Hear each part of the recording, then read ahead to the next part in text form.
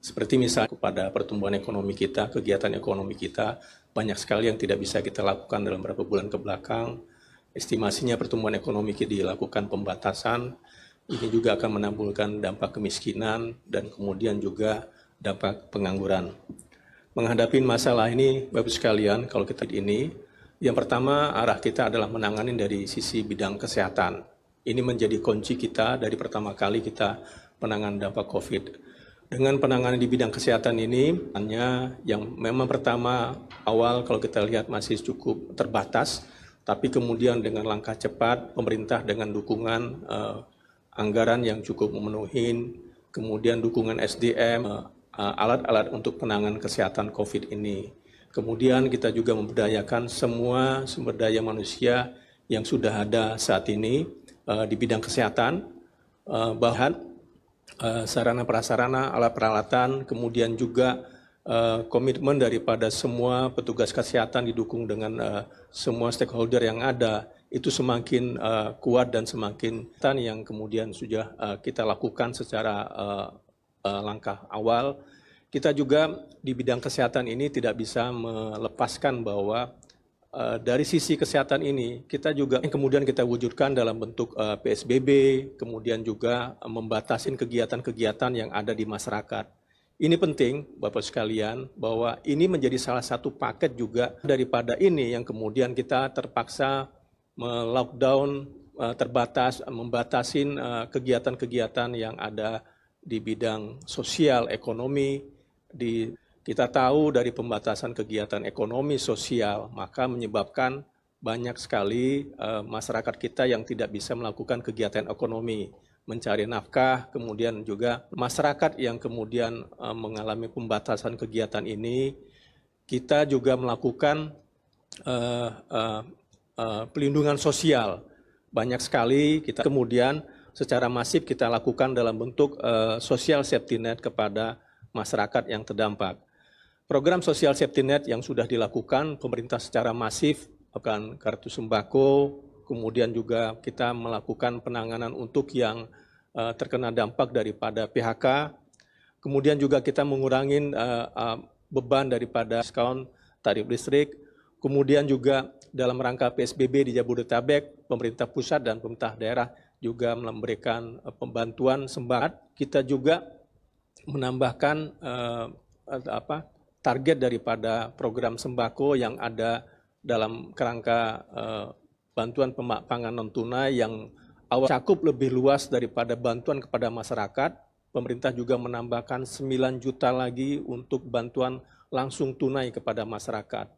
Ini tentunya untuk bantuan langsung tunai ini menjadi Bapak sekalian juga untuk melengkapi ini sebagian dana desa juga dialihkan untuk memberikan pelindungan sosial kepada masyarakat adalah dengan banyaknya program pelindungan sosial ini kalau kita ketahuin memang masih ada sedikit kelemahan misalnya targetnya masih ada yang kurang tepat sasaran kemudian dihadapin oleh pemerintah, tentunya pemerintah tidak tinggal diam tetapi terus berkoordinasi untuk memperbaiki daripada pengalokasian dana-dana pelindungan sosial yang telah disiapkan, jangan sampai masyarakat yang harusnya mendapatkan tidak mendapatkan itu. Tetapi kemudian kelemahan yang ada dihadapin dalam pemberian di tahap awal ini terus diperbaiki, tentunya dari pusat dan daerah menjadi kunci. Ini terusnya dilakukan oleh pemerintah pusat dan daerah untuk memperbaiki ini. Paling tidak Bapak sekalian kalau kita lihat dari program keluarga penerima PKH yang kemudian dalam triwulan ini mendapatkan bantuan bulanan yang biasanya sifatnya mendapatkan bantuan dalam waktu 3 bulan. Tadi penambahan data dari 15,2 menjadi 20 juta, ini menjadi tantangan. Pemerintah harus cepat mencari data tambahan bantuan mendapatkan sampai 4,8 juta rumah tangga sasaran untuk diberikan bantuan. Ini terus dilakukan oleh pemerintah. Sehingga kalau kita lihat dan sampai dengan 13 Mei ini sudah dialokasikan anggaran sampai 14,45 triliun untuk menambah daripada kegiatan kartu pemerintah sejak bulan April ini telah dilakukan khususnya untuk rumah tangga pelanggan 450 VA dan 900 VA. Untuk 900 VA sepenuhnya 50% daripada bil tagihan bulanannya. Kita lihat dari progres bantuan langsung tunai dana desa per provinsi, kalau kita lihat saat ini juga menjadi salah satu program kita lihat, kemudian di Sumatera Selatan, di Sulawesi Selatan, dan Kalimantan Selatan. Pengalokasian dana desa dalam bentuk BLT ini tentunya untuk mengisi kalau sampai masyarakat di desa yang tidak jenisnya dalam bentuk BLT desa. Dan kemudian bagusnya untuk BLT desa, even pemerintah desa, pemerintah kabupaten kota, dan pemerintah pusat PKH. Ini Bapak sekalian sudah kita laksanakan sampai dengan saat ini. Dan sampai dengan saat ini kalau kita lihat non-Jabodetabek sampai dengan saat ini sudah dialokasikan di sebanyak 5 juta KPM yang sudah diterima oleh pemerintah untuk disalurkan untuk mendapatkan bantuan tunai sembako dalam bentuk mencapai 7,96 juta KPM, tambahan 9 juta bantuan sosial tunai kepada masyarakat. Ini kemudian tentunya akan kita sinergikan dengan lihat manfaat daripada pemberian, kemudian juga terpaksa kita membatasi kegiatan dunia usaha, maka kompensasi ini adalah dalam bentuk bantuan yang diberikan bulanan untuk menjadi tujuan kita. Yang kedua tentunya tadi yang kami sampaikan tadi, ini kalau dampak daripada COVID ini juga menyebabkan kepada kemiskinan dan pengangguran yang ada saat ini. Tentunya Bapak sekalian, ini menjadi tugas daripada pemerintah untuk bisa mengefektifkan dan mengalokasikan ini. Sebab kunci daripada bantuan sosial ini adalah sejalan kita untuk mencegah penularan daripada COVID-19 yang tentunya dalam bentuk social distance dan visinya. Ini yang mungkin dapat kami sampaikan. Kemudian on top dari situ, pemerintah juga semakin memperbaiki skema daripada kartu prakerja, banyak yang kena PHK, minimal bisa mendapatkan bantuan sampai dengan 3 bulan, sampai 4 bulan untuk bantuan bulanannya, dan tentunya ini menjadi salah satu paket kepada masyarakat.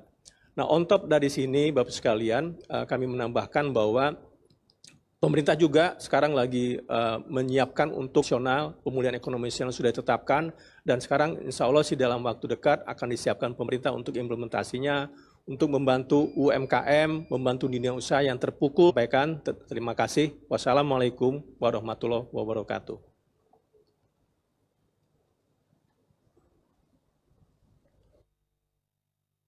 Terima kasih Bapak.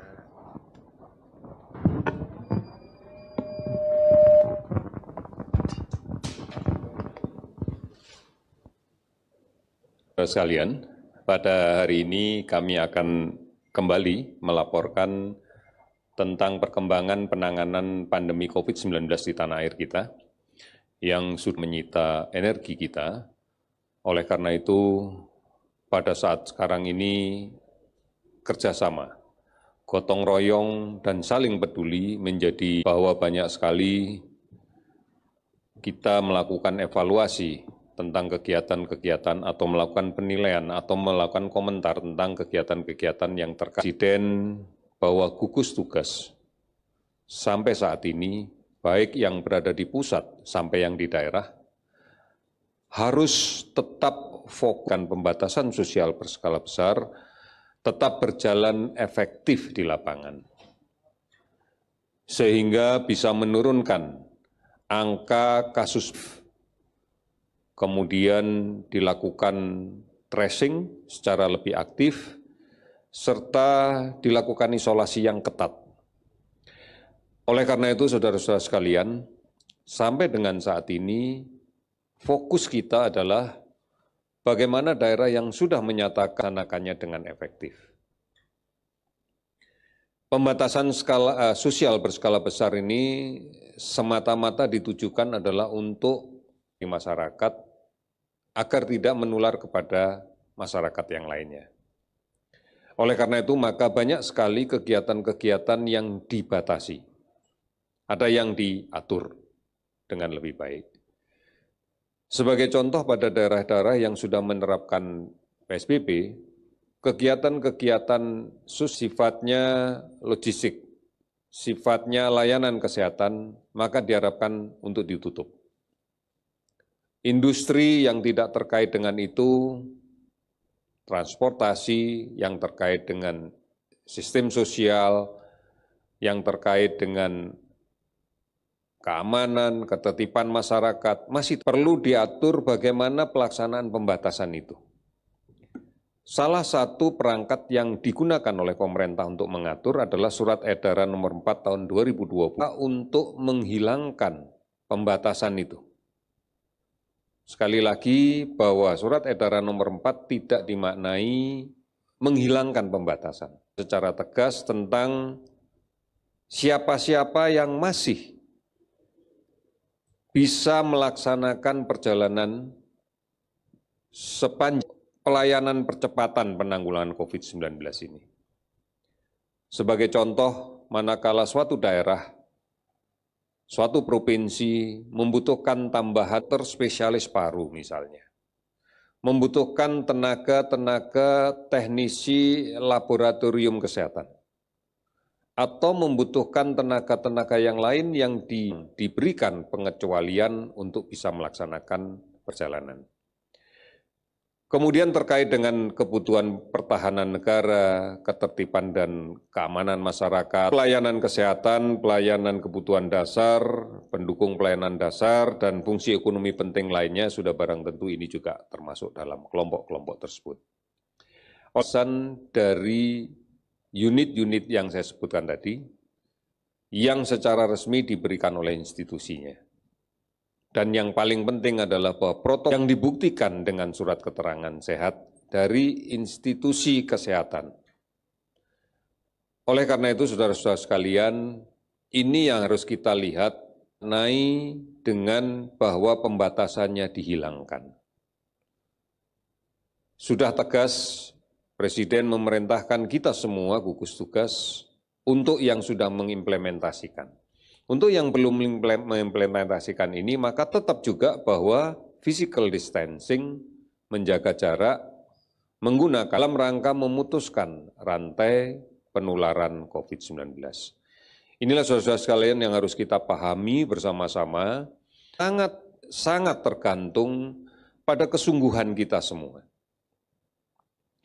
pada kedisiplinan kita semua, memutuskan rantai penularan ini, dan kemudian kita bisa menurunkan jumlah kasus positif serta angka kematiannya. Oleh karena itu, mari senjata seluruh masyarakat untuk kemudian mengendalikan laju pertambahan dari COVID-19 ini. Saudara-saudara, menjaga diri, melindungi diri kita. Gunakan masker, cuci tangan dengan menggunakan sabun dan air yang mengalir. Tidak lakukan perjalanan kemanapun. Tidak mudik pasti.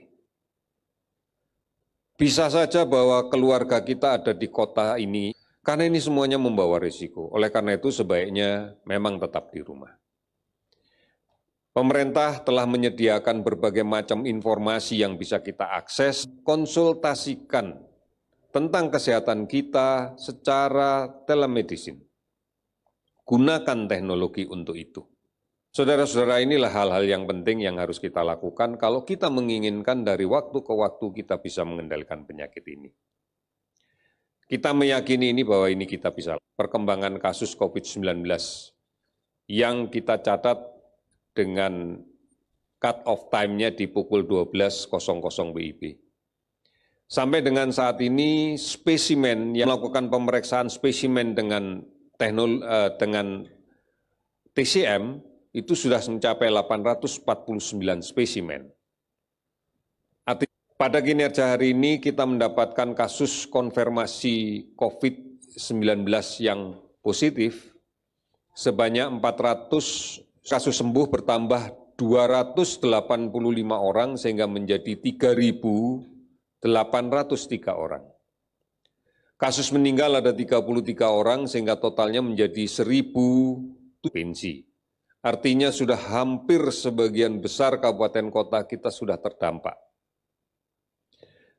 kasus ODP akumulasi yang kita lakukan pemantauan orang. Oleh karena itu, dari data-data ini mencerminkan bahwa kasus positif, penambahan kasus positif konfirmasi masih terus meningkat. Kalau kita perhatikan per kabupaten kota, memang ada 1-2 kabupaten kota yang masih menunjukkan tren dengan penambahan yang semakin tinggi. Mendatar, hampir. Ini bagi kita sebenarnya tidak melihat itu, tapi melihat bahwa memang kontak dengan kasus positif tanpa gejalanya ini. Saudara-saudara, mencuci tangan dengan menggunakan sabun dan air yang mengalir minimal di 20 detik, sesering mungkin ini akan menjadi risiko yang sangat tinggi untuk tertular.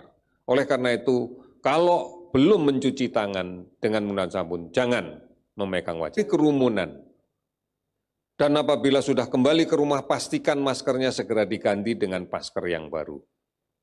Dan cuci masker yang lama. Hindari berkumpul berdekatan. Kalau perlu keluar dan tidak terlalu lama. Oleh karena itu kita harus tetap produktif berada di rumah bersama keluarga kita. Siapa yang membawa kuman ini, membawa virus ini?